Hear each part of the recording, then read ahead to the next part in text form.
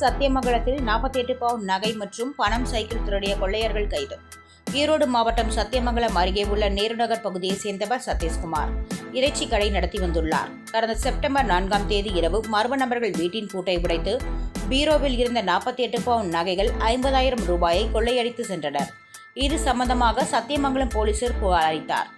போலீசார் வழக்கு பதிவு செய்து அந்த பகுதியில் உள்ள சிசிடிவி கேமராக்களை ஆய்வு செய்து விசாரணை நடத்தி வந்தனர். இந்த நிலையில் நேற்று காலை இந்த வழக்கில் சம்பந்தப்பட்ட குற்றவாளிகளை ரகசிய இடத்தில் வைத்து விசாரணை நடத்தினர். விசாரணையில் திருச்செந்தூர் ஆறுமுகநேரியைச் சேர்ந்த ராமமூர்த்தி வயது 28, மணிகண்டன் வயது 44, சத்தியமங்கலம் ரங்கசமுத்திரத்தை சேர்ந்த கார்த்திக் வயது 36 எனவும் 3 பேரும் சேர்ந்து வீட்டின் பூட்டை உடைத்து பீரோவில் இருந்த நகைகள் 50,000 ரூபாய் பணம் மற்றும் ராஜீவ் நகர் பகுதியில் வீட்டில் நிறுத்தி வைக்கப்பட்ட 3 சைக்கிள்களையும் திருடி சென்றது விசாரணையில் தெரியவந்தது.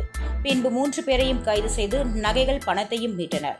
திருட்டுக்கு பயன்படுத்திய டாடா ஏஸ் ஆட்டோவையும் பறிமுதல் செய்தனர். சமீப காலமாக சத்தியமங்கலம் பகுதிகளில் மர்ம நபர்களின் நடமாட்டம் அதிகரித்துள்ளதாக பொதுமக்கள் குற்றம் சாட்டுகின்றனர்.